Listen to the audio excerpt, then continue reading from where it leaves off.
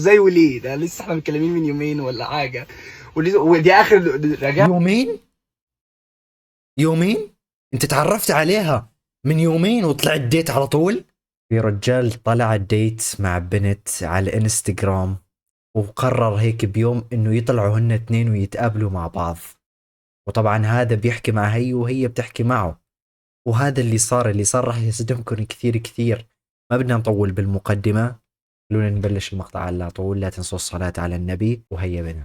محدش ينزل مع حد ديت من على انستجرام. دي حاجه معينه. الصوره اللي انا شفتها، انا شفت صوره مش هي اللي انا شفتها خالص، يعني شفت صوره كده شكلها لطيف. انا اول ما رحت، انا بجد اقسم بالله، ده بسم الله الرحمن الرحيم كده بدايه الكلام، انا شفت واحده. انا مش بتريق. هلا مبدئيا بعيدا عن انك انت اساسا طلعت مع بنت غريبة لحالكم، هذا الشيء كثير غلط. كثير الناس هلا شايفينه عادي انك تطلع ديت مع بنت عادي، يعني خلينا نترك هذا الشيء على جنب. هي بعثت له صور وعم تقول له انه هي انا، وهو شاف عفريت حرفيا. على شكل ربنا خلقه، ولا بتريق على اي حاجه، بس هي شكلها غريب. يعني هي واحده تانية اصلا غير اللي في الصوره، مش هي خالص. المكان انا الناس. يعني بالله عليك بس سؤال، يعني انت متوقع تتعرف على بنت؟ ما كلياتنا يعني كلياتنا مرقنا على هالموضوع تمام، كلياتنا بنعرف انه الصور دائما اللي بترسل هيك بالتواصل الاجتماعي كلها كذب بكذب. وبعدين في تطبيق بنترست هلا صار يجيب لك خوارق، بيجيب لك واحد وسيم وهذا انا والله وكانها طبيعي. عماله تبص لي وتبص لها، فاللي هو انا محرج. بدايه اللعنه بقى، دي بدايه اللعنه. قلت لها تشربي ايه؟ اطلب لي حاجة بقى. قالت لي شوفي انت هتجيب لنفسك ايه وهات لي زيك.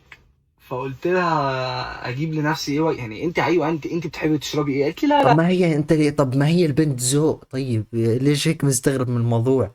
يعني انا تقول لك خلص شوف انت بدك ايش ويلا بنشرب، يعني مش كل شيء الغلط عليها يعني. بعدين انت عم تقول لي هي عفريت وكوع، انت شايف وجهك، مش قصدي شيء بس يعني كمان انت الثاني ترى كوع. لا، اللي انت هتجيبه لنفسك هات لي زيك. فقلت طب تمام ماشي، انت مش عارفه تشربي ايه اصلا. المهم ايه، دخلت جبت حاجه نشربها، وجبت لها زي كلاب ساندوتش كده. احنا الصبح يعني هجيب ايه؟ فالمهم طلعت حطيت الحاجه بتشرب. دي طعمه عامل كده ليه؟ قلت لها انت عارفه ده ايه؟ مش عايز اقول ايه قالت لي ده ايه، بس ما علينا. كبشنيشو. وفي زي كلاب ساندوتش كده، فهي مسكته بتقول لي ده فاضي من جوه. قلت لها فاضي ايه اهو؟ قالت لي فاضي بجد يعني ما. انت عن جد اول ديت الك رحتي قلتي له ده فاضي من جوا؟ ما شاء الله. يعني انا لو بنت هيك قابلتها، مش اني راح اقابل بنت، بس لو قابلتها وجت هيك جبت لها سندويش مثلا شاورما مثلا تمام، وقالت لي والله هذا فاضي من جوا. قلت لها المفروض بيبقى فيه ايه يعني؟ قالت لي المفروض بيبقى جواه لحمه. قلت لها لحمه؟ قالت لي لحمه. قلت لها طب عاوزة افطر، نفسي رايحة على البيتزا. عايز اللي هو اخلع باي طريقه. كلمت واحد صاحبي عمر الحقني كمان 5 دقايق، قال لي لا بص انا مش انا هخليك تتعلم الادب عشان ما تنزلش ديت مع حد من على السوشيال ميديا تاني، خليك قاعد معاه. قلت له يا عم انجز ما بس. هو غلط، ما هو غلط انك تنزل ديت مع بنت. انت شو اللي خلاك تنزل ديت مع بنت؟ يعني بنت متعرف عليها على السوشيال ميديا كلاميا، شلون وثقت اساسا انك تقابلها؟ عشان لو قعدت اكتر من كده هيجيلي الضغط. المهم قفلت، رجعت قعدت على التيبل ما لقيتهاش. راحت فين؟ قلت الحمد لله مشيت. نزلت على السلم ببص، لقيتها واقفه تحت تطلب حاجه. قلت ايه ده؟ مالها دي؟ رجعت تاني قعدت على التيبل عادي، واستنيت لحد ما هي جت. فجت لقيتها جايبه انا معاها الكوفي اللي هي كانت جايبه. قلت لها انت بتعملي ايه؟ قالت لي اول حاجه انا ده طعمه مش عاجبني، تاني حاجه ما بتقولش بقى ساندوتش، بتقول حاجه تانية يعني، بس ما علينا. اوكي طب دقيقة، شو الشيء الثاني؟ انا نفسي بس جايني فضول اعرف شو هو الشيء الثاني يعني اللي قالت لك عليه. بس يعني غلطانة هي يعني يعني اول ديت يعني لسه يا فتاح يا عليم يا رزاق يا كريم، هتلاقي انه الاكل هذا والله العظيم الله لا يفجعنا، الله لا يفجعنا في نصيبنا. قعدت هي، لقيتها بقول لها طب ايه الفرق ما بين ده واللي جبتيه؟ فببص كده قلت لها في تركي. طبعا حلو التركي، كنت تقولي ان انت عايزه ساندوتش فيه تركي كنت هجيب عادي يعني، ما انا سالتك انت ما رضيتيش. قالت لي تركي؟ انا ما اعرفش، انا جايبها على اساس انه لانشون. والله العظيم يا جماعه قالت لي كده، انا مت من الضحك. قلت لها ايه؟ قالت لي انا جبته على اساس انه لانشون. قلت لها اه. طيب بصي انا هقول لك على حاجه. وانا عم اضحك بس بصراحه ما فهمت شيء اذا بتكون الصراحه. قالت لي ايه؟ قلت لها مبدئيا ما اسموش لانشون، اسمه تركي. قالت لي بقول لك ايه، ما تسيبك بقى من الجو اللي انت فيه ده. قلت لها جو ايه يا بنتي، هو اسمه كده. ده مش لانشون. ده تركي. المهم قاعدين، انا بشرب من البود، فجالي واحد من الناس اللي شغاله في المكان، قال لي معلش احنا نو سموكينج وبتاع. قالت له انت شفته بيشرب سجاير؟ ده ما بيشربش سجاير يعني، هو انتوا كل حاجه هنا عندكم معقدينها ليه؟ فقلت لها وبالنسبه لي انا عرفت، بتصدقوا يا جماعه، انا عرفت شكل البنت من الاسلوب. انا واثق انها معتدله هيك، مش نحيفه ولا سمينه. حاطه مكياج 600 كيلو مكياج عشان ترضي نفسها وترضي اللي معها، تمام. بتلاقيها جريئه هيك. هيك نوعيات يا اخي، ما بيزين البنت الا الحياء. نقطه وخالصين بصراحه. دي ايه يا بنتي، ما هو ده ممنوع برضه، ما انت بتتكلمي وخلاص ده ماشي. قالت لي هو ايه دي؟ مش دي فيب؟ قلت لها ايه؟ فيب؟ كترك.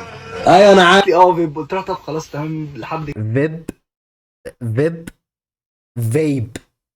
فيب مش فيب. كده وبتاع. عمر لا تسألوني شلون عرفت، ارجوكم يعني.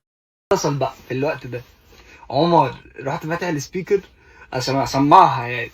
ايه يا عمر، ايه الاخبار؟ قال لي يا زدان تعالى لي بسرعه. قلت له ليه يا عمر، في ايه؟ قال لي تعبان. قلت له عندك يعني تعبان مالك، في ايه؟ طمني. انا بقى بحاول احور معاه يعني. قال لي عندي شويه برد كده. والله العظيم الصديق وقت الضيق. انا عن جد ترى انا مره عن جد سويتها. كان عندي محاضره وعندي هيك اني اطلع القي وما ادري شو. فقلت له لصاحبي تراني انا مش مجهز شيء، تمام. فشو قلت له؟ قلت له انت تعال خال واعطيني انه المدير القسم بده اياني اي شيء بس طلعني. فعلا مدق الباب هيك عن انه مستعجل وما ادري شو. قال اسماعيل المدير بده اياك وما ادري شو. والله العظيم الصديق وقت الضيق. قفلها. قلت له خلاص يا عمر انا هجيلك. قفلت السبيكر وقفلت الكول. لقيتها بتقول لي انا ماليش حظ. انا ماليش حظ. قلت لها طب تعالي نطلع بقى، هتروحي ازاي ولا هتعملي ايه؟ انا لازم امشي دلوقتي حالا، عمر مستنيني وتعبان لازم فالمهم خرجت. انا ماليش حظ. لحظة شوي، الجملة هي يا جماعة بتدل على اشياء خطيرة، معناها هي طالعة اكثر من مرة. اذا مالكش حظ وانت جاي بدك تتعرف يا الله يا اخي، من امتى صرنا نتعرف على البنات بهيك طرق؟ يا اخي اذا شفت بنت يا اخي عجبتك، يعني اعطتك الضوء الاخضر، ابتسامة في محب الحلال، الحب الحلال، تمام. يا اخي خلاص يا اخي اطلبها يا اخي. قاعد عم تحكي معها وبدك تقابلها. قالت لي احنا ما حقناش نتكلم، احنا ننزل نتكلم وقت تاني. قلت لها هننزل نتكلم في ايه؟ انا اقصد ان انا بقى اغلس. قالت لي هنتكلم فينا. قلت لها فينا ازاي يعني؟ فينا امتى حنا مين؟ فينا حنا مين؟ وازاي وليه؟ ده لسه احنا متكلمين من يومين ولا حاجه. ودي اخر رجع. يومين؟ يومين؟ انت تعرفت عليها من يومين وطلعت ديت على طول؟ يا حبيبي شو هالميانة؟ انا لو لا سمح الله بدي اكلم بنت وقررت اطلع معها ديت، وهذا الشيء مستحيل يصير، مستحيل ان شاء الله، تمام. ممكن اقعد تقريبا بصراحة حتى اطلع معها الرنج 4 سنوات. عن جد حتى ممكن يعني افكر اقول يلا اطلع معك 4 حرفيا واكثر. البيت بلوك قبل ما اطلع البيت، بلوك على طول. لقيتها داخله بعتها لي مسج على الواتساب عشان عملت على الانستجرام. لقيتها بعتها لي على الواتساب بتقول لي انت قليل الذوق وانت، انا ما فكرتش ان انا ارد عليها ان هي بتهزق. قلت لها معلش انا قليل الذوق وانا راجل مش محترم، بس انا بس عندي كده حصل كده حاجه ورجعت الاكس بتاعتي ومعلش انا اسف.